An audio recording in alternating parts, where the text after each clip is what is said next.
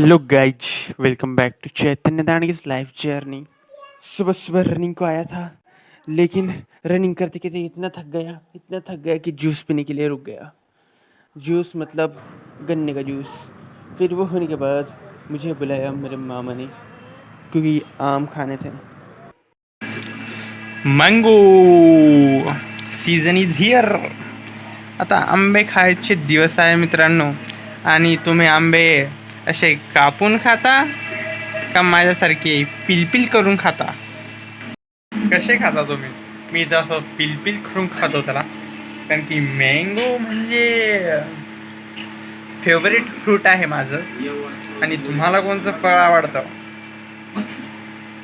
तेही सांगा कमेंटमध्ये. दोस्तों, ये है पुराना ब्लॉग, आप मेरी मराठी से जान ही गए होंगे।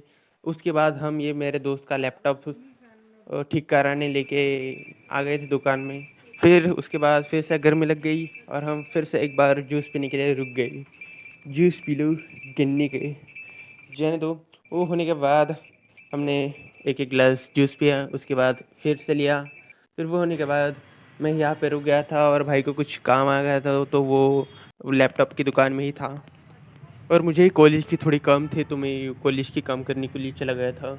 और यहाँ पे रुका हूँ, अभी इसकी राह देख रहा हूँ, देखते हैं कहाँ से आएगा।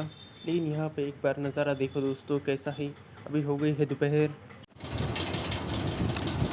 मित्रांनो, आम्ही आत्ताच घरी आलो. मी ते थांबलो होतो.